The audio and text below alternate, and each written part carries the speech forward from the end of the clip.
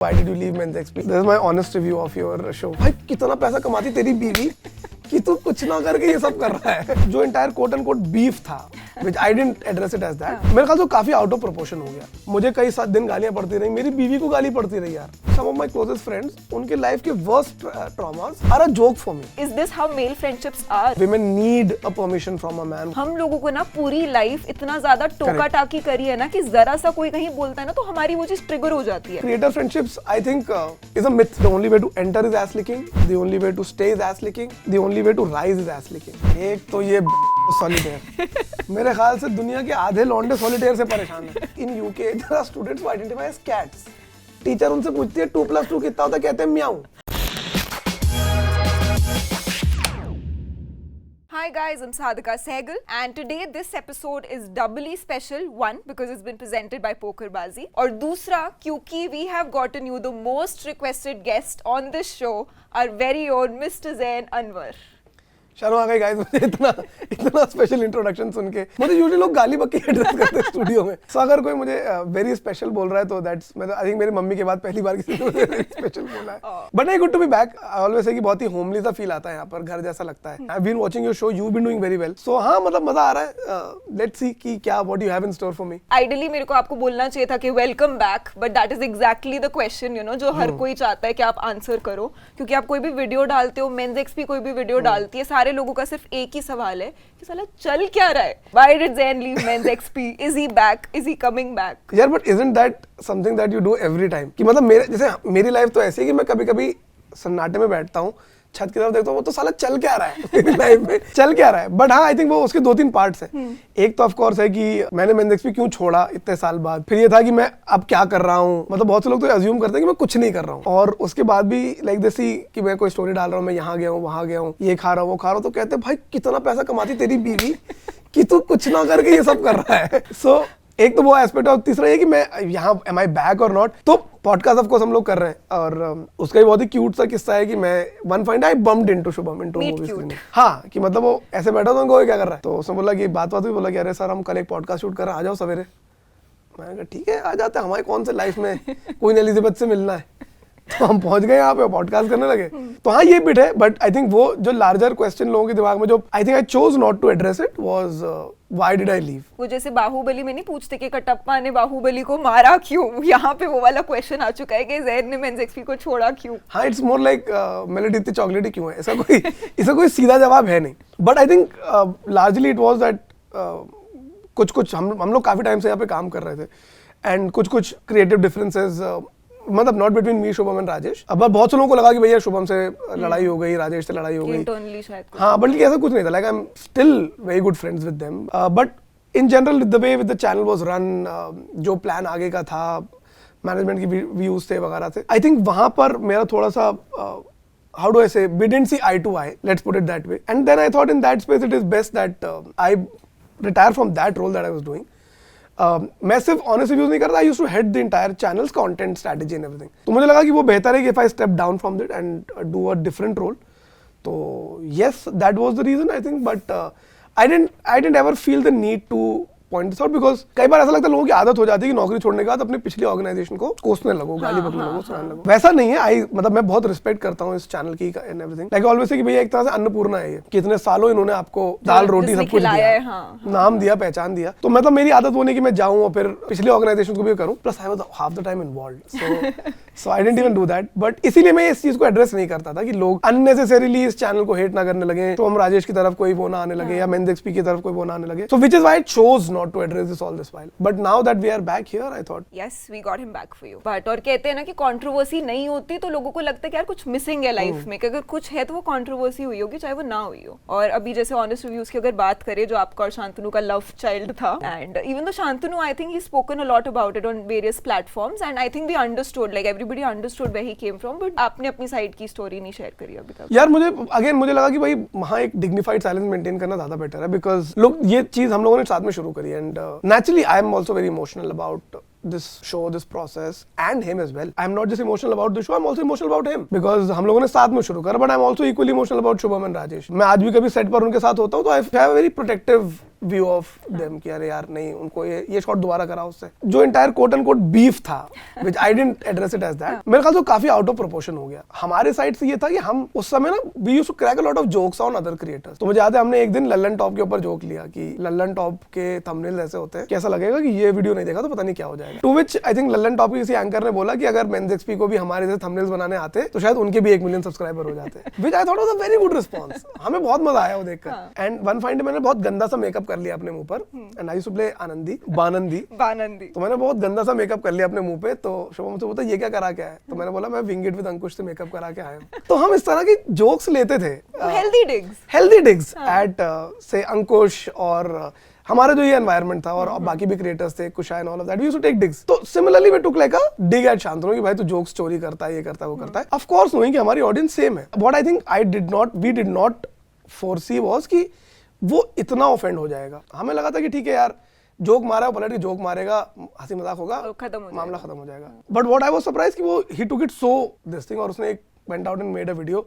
हम तो उस समय बकवास कर रहे थे। उसके बाद भी हुआ कि ये जोक पहले उसने मारा है, उसने मारा है, बट देन वी रियलाइज कि अच्छा things have gone out of this thing, it's actually spiral into it, and of course then he created a video where he said all of that. तो उसके बाद से then we decided not to speak, but from my side at least वो सिर्फ इतना था कि हमने एक जोक मारा था, और मैं ये उम्मीद कर रहा था कि एज अ दोस्त वो जोक को ले लेगा। और मैंने नहीं एक्सपेक्ट करा था, ये मेरे तस्वुर में नहीं था कि वो जोक बैकफायर कर जाएगा। And I won't say backfire in terms of losing subscribers और ये सब, वो तो यार मतलब it's a part and parcel of the game. But दोस्ती के चक्कर में, दोस्ती का मुझे नहीं पता था कि वो इतना एक्सट्रीम रिएक्शन आ जाएगा। तो वो था, which is why we decided to maintain a silence. उसके बाद से वी कुडंट, हम लोग की कभी बात हुई नहीं, बिकॉज आई थिंक उसको एटलीस्ट मैं पर्सनली बात को नहीं felt bad that I did not stop Shubham. हाँ, वो स्टैंड नहीं लिया। हाँ, जबकि मेरा पर्सपेक्टिव था कि मैंने कभी पर भी किसी भी प्लेटफॉर्म पे, और ये मैं I'm telling you, I'm telling the audience, point out any single DM, any single video, any single comment where I badmouthed him. I am not, because I don't dislike him. He's a nice guy. और मेरा दोस्त था वो यार इतने सालों तक। मतलब वही होता है कि लॉन्डो को वो होता है कि यार दोस्ती में अगर आपको बुरा लगता भी है तो आप बदनाम नहीं करते, आप जाके गाली नहीं बकते किसी को। What I felt bad was that he did not bother checking up. अगर उसे वीडियो बुरा लगा था, he could have just texted me कि ज़ैन ये तूने क्यों करा है। I would have deleted it then and there. आपस में कोई बात हो जाती, खत्म हो जाता। And I did not address it somewhere. I think he went to a couple of podcasts जहाँ पर उसने बोला कि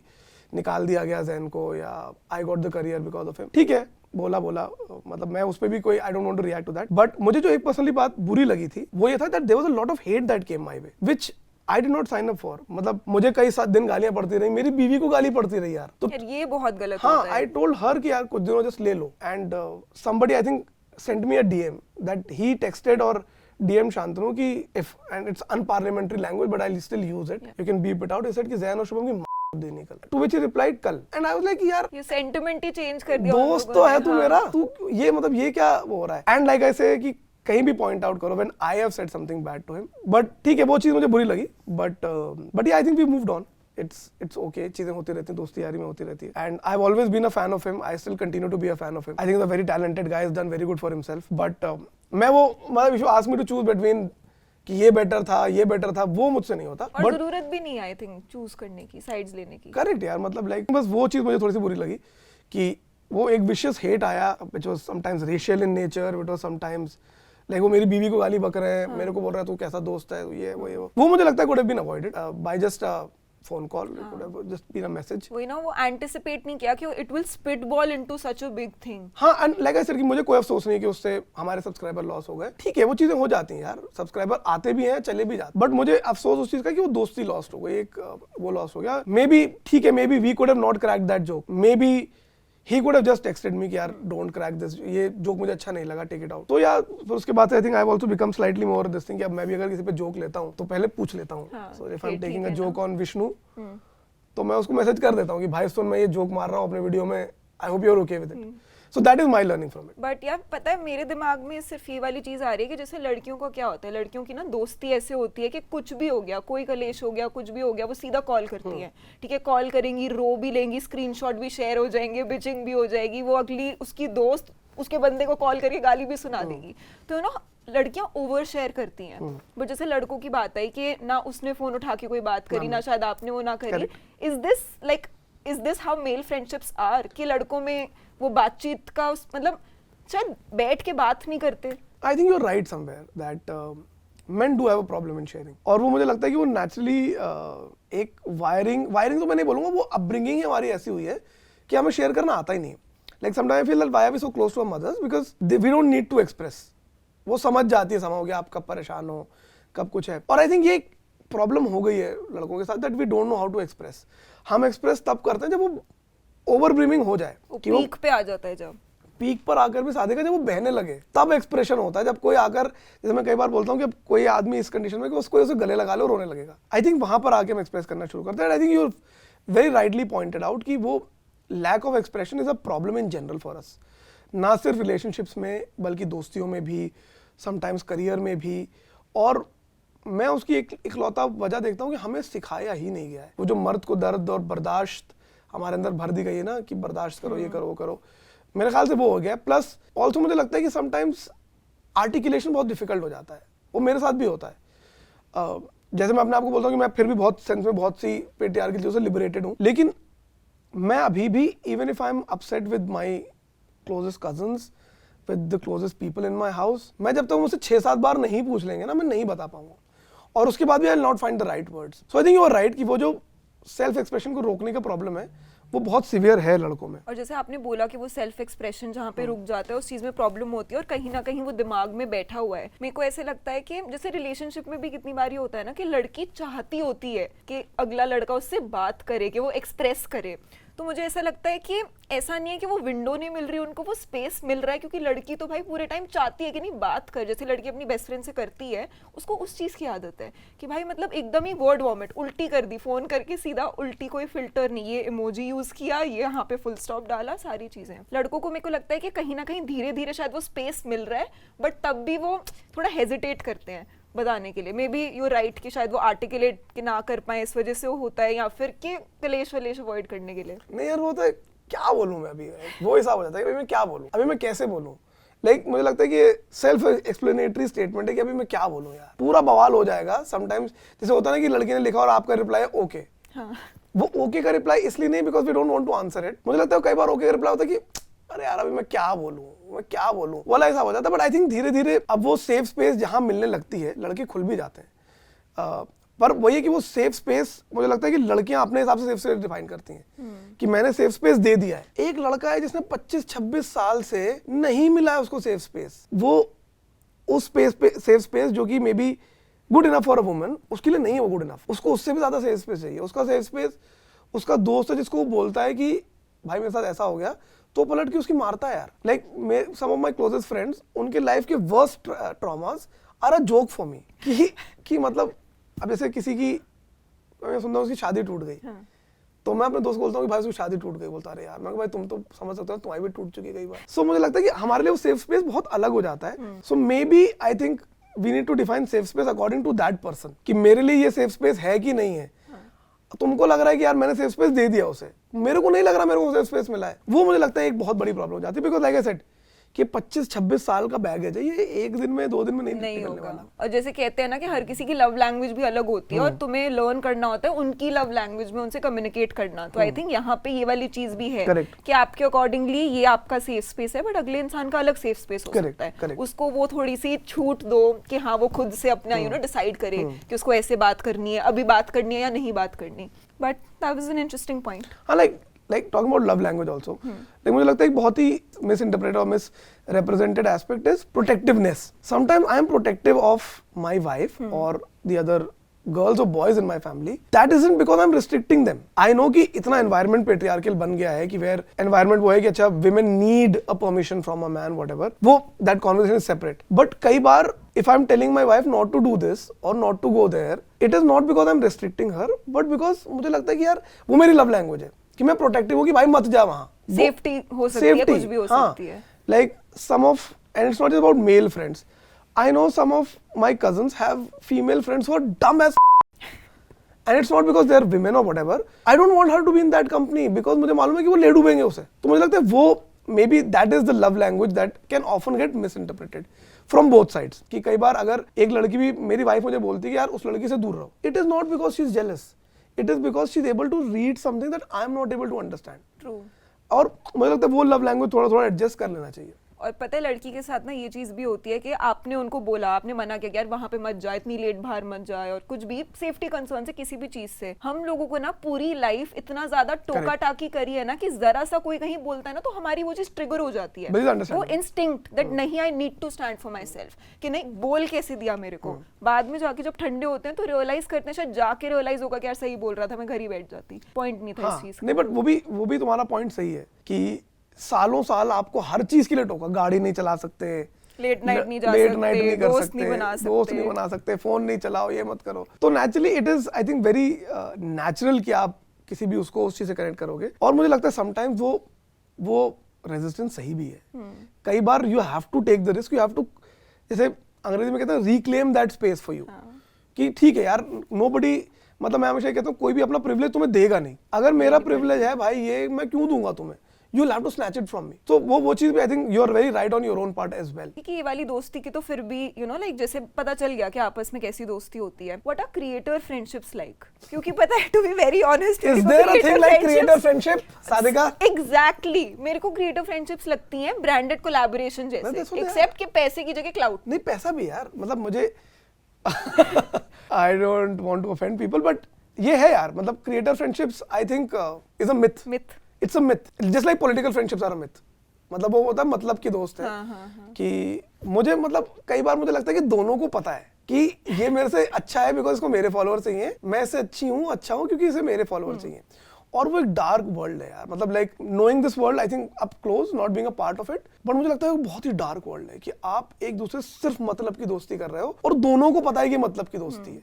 मतलब कई बार तो ऐसा होता है कि चलो बहुत से दोस्त हैं जिनसे मेरी दोस्ती मतलब की है, आई डोंट लाइक देम, लेकिन मुझे मालूम है कि साला कभी मेरे को पार्किंग चाहिए होगी इसके यहाँ लगा दूंगा। कुछ दोस्ती मतलब की होती है कि अगले को नहीं पता। यहाँ तो खुल्ला मतलब की दोस्ती है भाई कि सबको पता है कि सबको पता, उसको पता है कि ये मेरा मतलब ही है, मुझे पता है कि मैं मतलब ही हूँ। सेकेंडली आई थिंक एक अलग एस्पेक्ट उसका ये भी है कि बहुत ही क्लोज निट हो जाते हैं, which is almost like rejecting every new person that comes their way.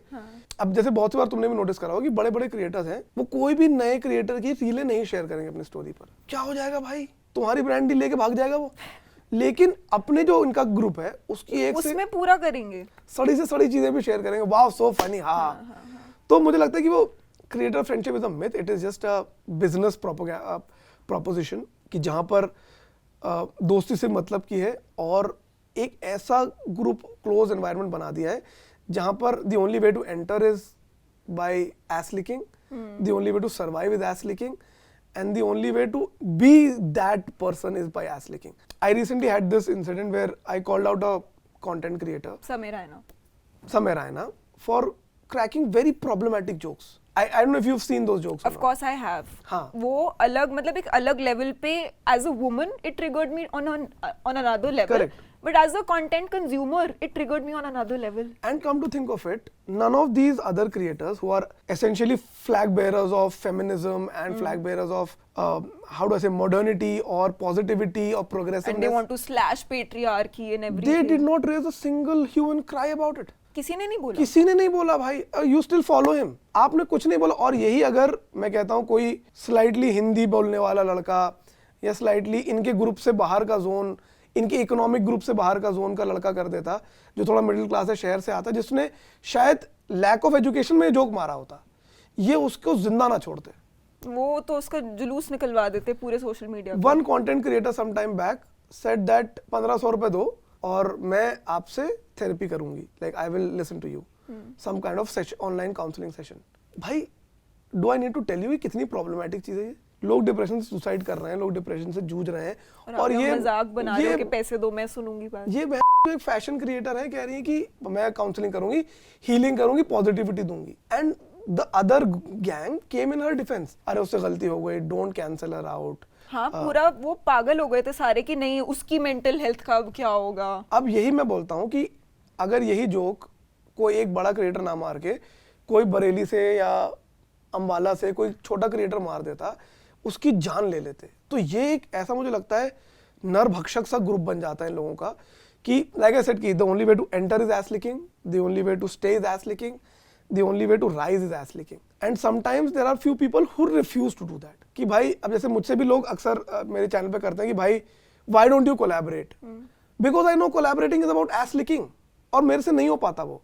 I can not go up to a creator जहाँ पावर डायनामिक सेम नहीं है. I will collaborate with people who maybe are young and upcoming. मैं उनसे कर लूंगा because I no कि मैं power dynamic उन पे थोप नहीं रहा हूँ. हाँ.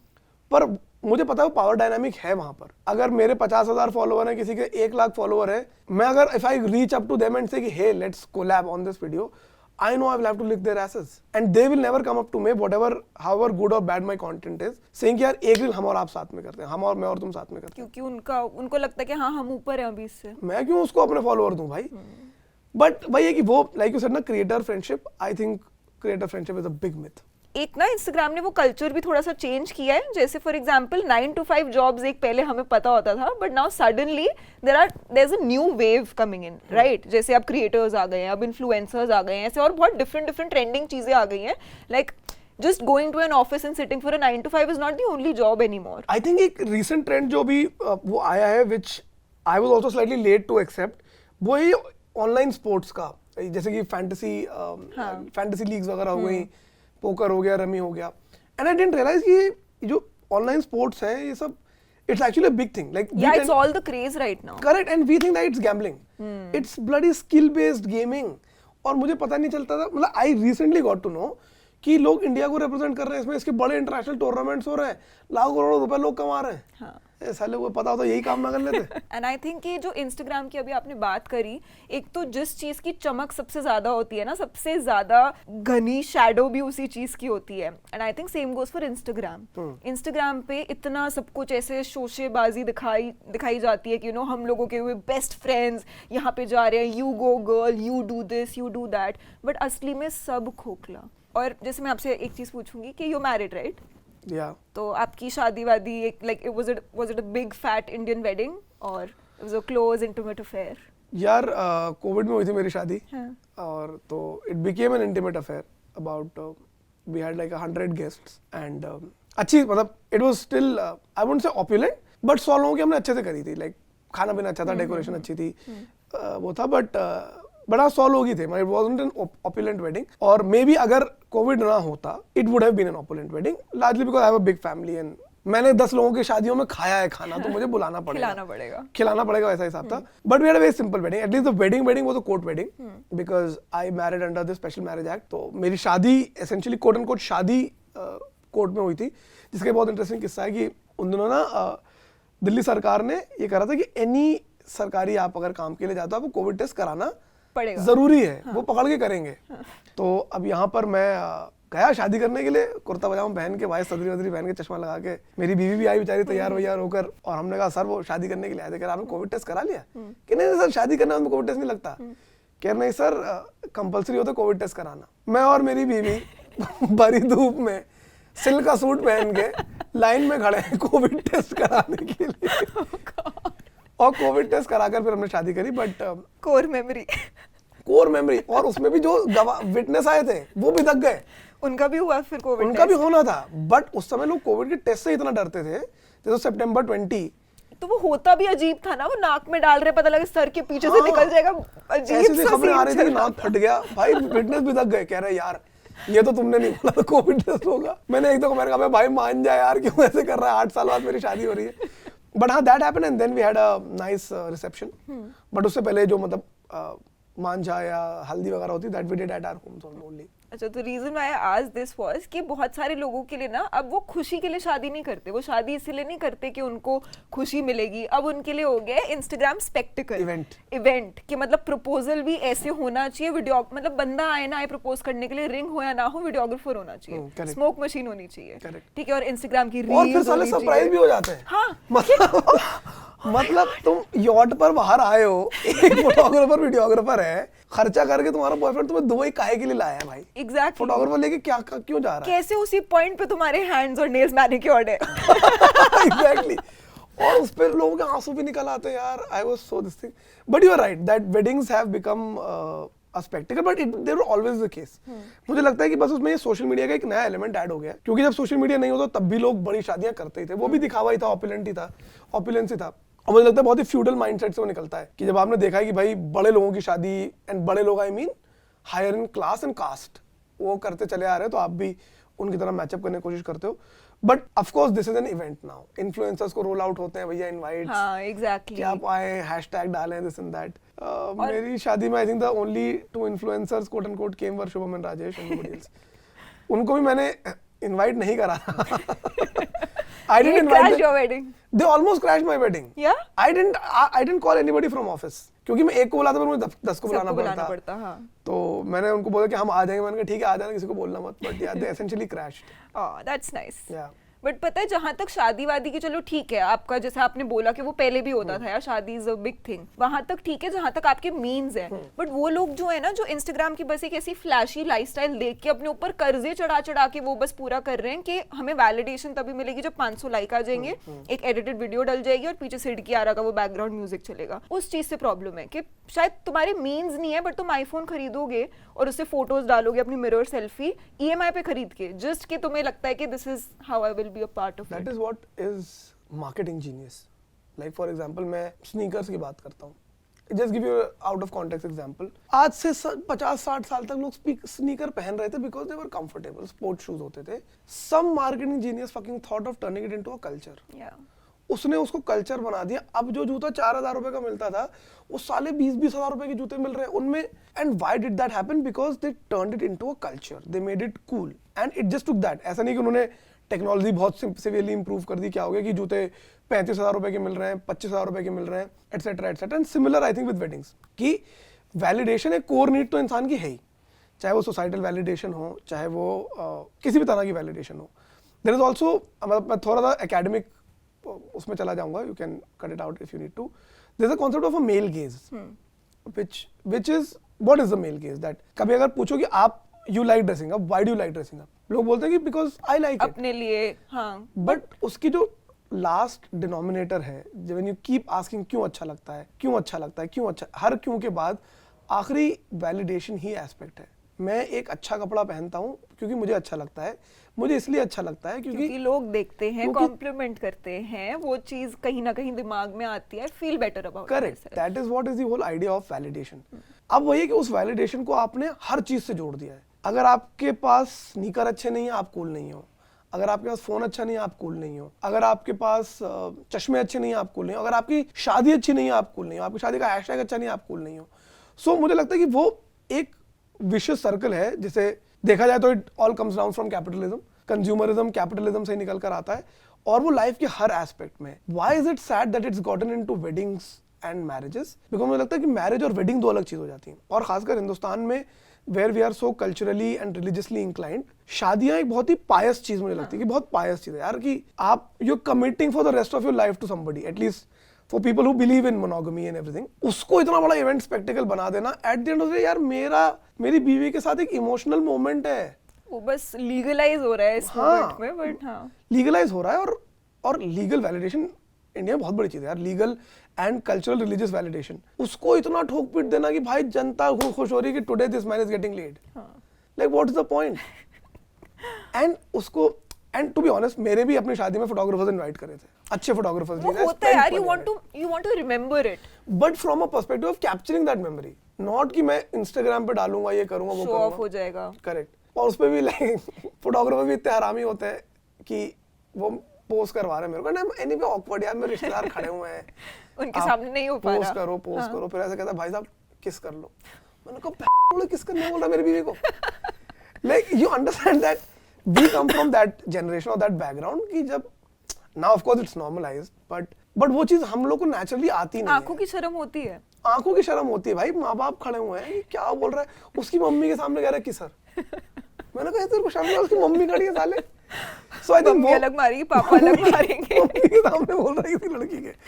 तो मुझे लगता है कि वो बहुत से लोगों में, हम लोगों में नहीं है. बट नेचुरली यार मैं उन लोग को भी समझता हूँ, उनकी लाइफ ही यही है.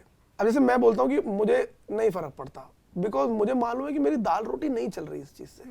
मैं एक क्रिएटर हूँ on the sides of it. मेरी दाल रोटी कंटेंट क्रिएशन पे नहीं चल रही. I can come here, have an unpopular opinion, you will cancel me, because मेरी दाल रोटी नहीं चल रही है. मैं अगर कोई एक फिल्म आ रही है जो पॉपुलरली सब तारीफ कर रहे हैं, मुझे अगर नहीं अच्छी लगी, आई विल से इट. तो मुझे गाली बकोगे, मुझे कैंसिल कर दोगे, मेरी 4 ब्रांड डील चली जाएंगी, मेरे को मेरी दाल रोटी नहीं चल रही है उससे। मेरे को ब्रांड डील आ रही है तो मैं शायद उससे एक एक्स्ट्रा जूता खरीद लूंगा, बट मैं I understand them also because उनकी दाल रोटी इस चीज से चल रही है। So much so that I know creators who go through very very deep personal loss and they still post content.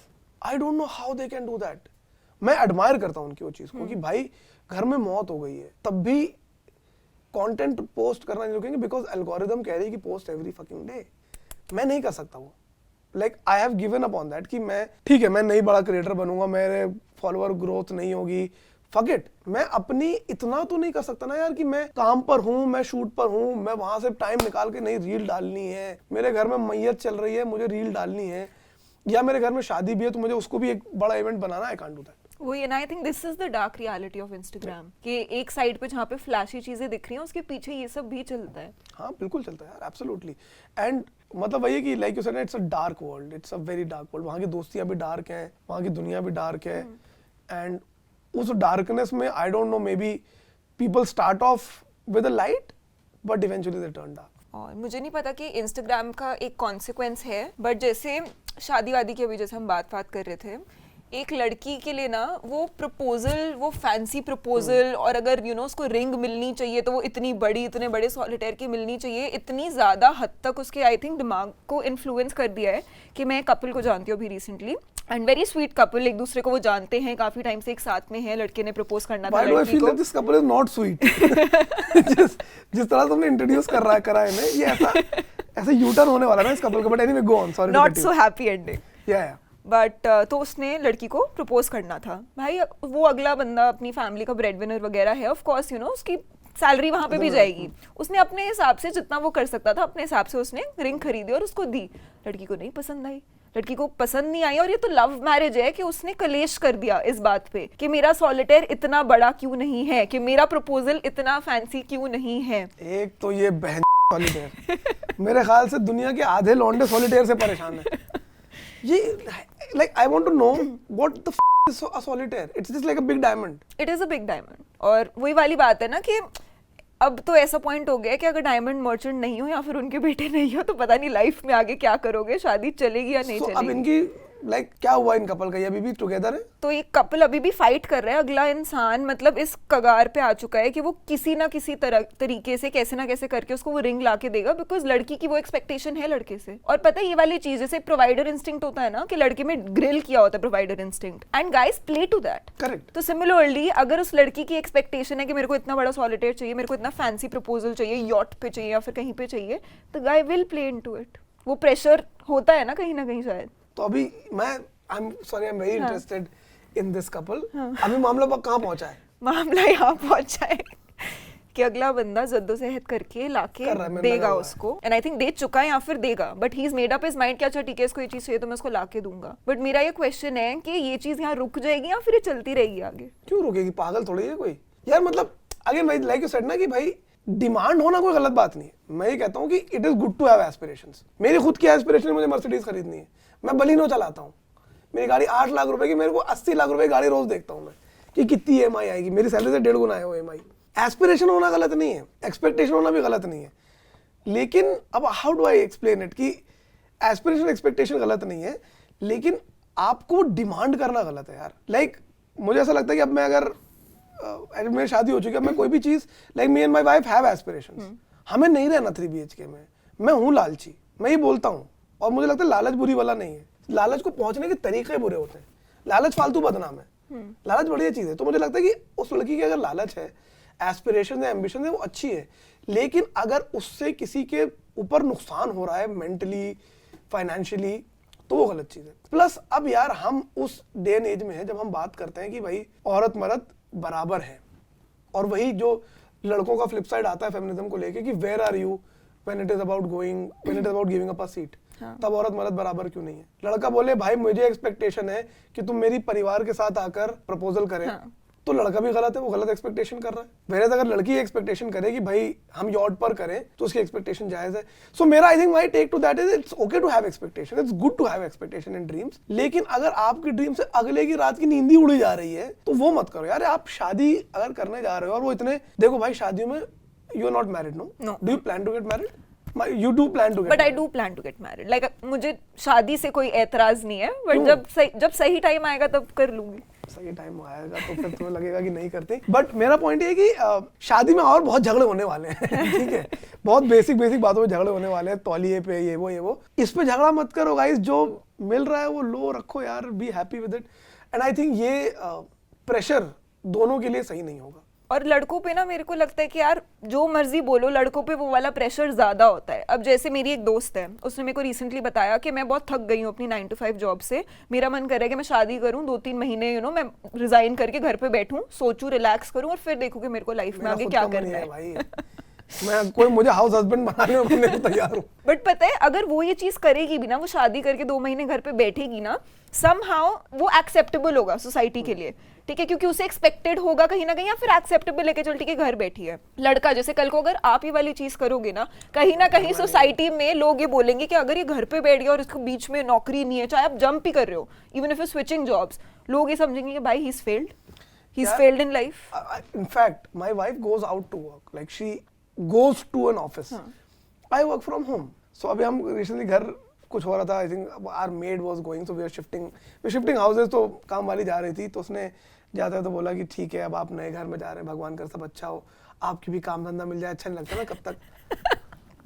Sorry, मैं यूं हो गया कि मैं कैसे बताऊं कि मैं नौकरी करता हूँ मैं कमाता हूँ, बट वो हो जाता है यार कि YouTube वीडियोस दिखाओ उनको अपनी।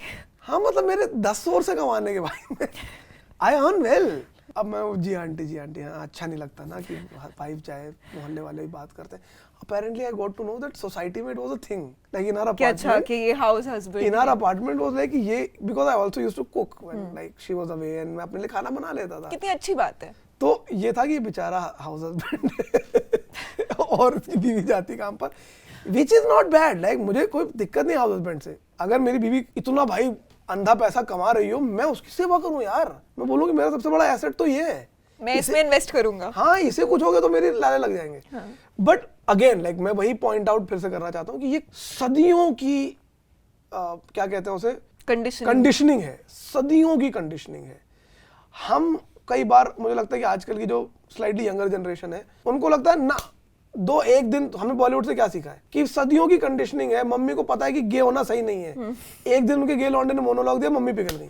ऐसा नहीं होता रियल लाइफ में, रिश्ते टूट जाते हैं, मरते दम तक कोई नहीं समझता। तो ये कंडीशनिंग एक मोनोलॉग से नहीं चेंज होने वाली कि आपने एक मोनोलॉग एक दिन हुआ और दुनिया ठीक हो जाएगी। चेंज मुझे लगता है कि जेन्युइन चेंज जनरेशन दर जनरेशन आता है। Maybe what you are doing, maybe, and I'm not making an assumption, maybe your mother was not allowed to do all of this, so she would make sure that you are allowed to do all of this. आज जो तुम नहीं कर पा रही हो शायद वो तुम्हारी जनरेशन करेगी, बच्चे करें, हाँ।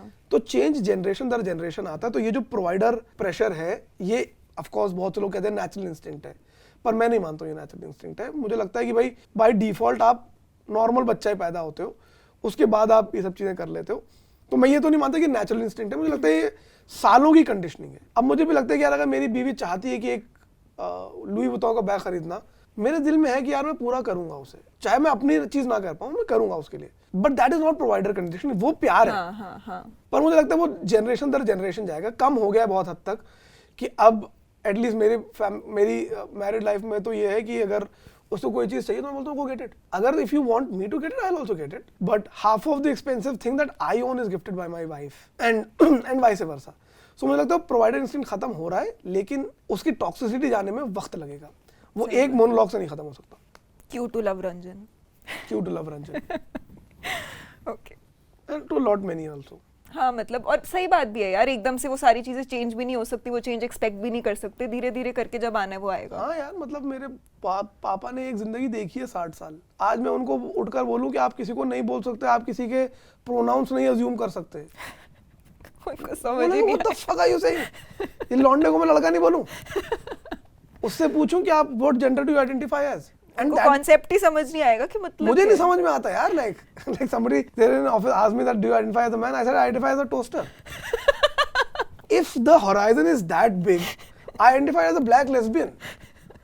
Like I don't want to restrict myself, trivialize that conversation, but I feel that of track जा रहा हूँ, लेकिन आई थिंक उसी कम्युनिटी ने ट्रिविलाइज कर दिया this thing. Like I read somewhere that in UK there are students who identify as cats.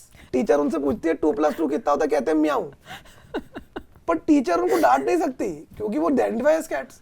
सो वही बात है कि मतलब अब उनको मैं कैसे समझाऊं, मेरे 70 साल के पिताजी को मैं कैसे समझाऊं कि आजकल लौंडे खुद डिसाइड करते हैं उनका जेंडर क्या है. वो नहीं समझ में आएगा उन्हें, पर मे बी मुझे आ जाएगा, मेरे आने वाली जनरेशन को आ जाएगा. So I think that's how it works. And I think it started off with a great point. मतलब ये जो भी कॉन्वर्सेशन स्टार्ट हुई थी वो एक अच्छी इंटेंशन से स्टार्ट हुई थी, बट वो जाते जाते कहते हैं ना हर जगह डाइल्यूट हो जाती है. अब ट्रिवियलाइज हो गई है यार. अब तो ये ना कि लाइक आई सेड कि if I can identify as I identify as a black lesbian. People have lost the plot. People have lost the plot. कोई साला people identify as whatever यार. Like ऐसा थोड़ी होता है.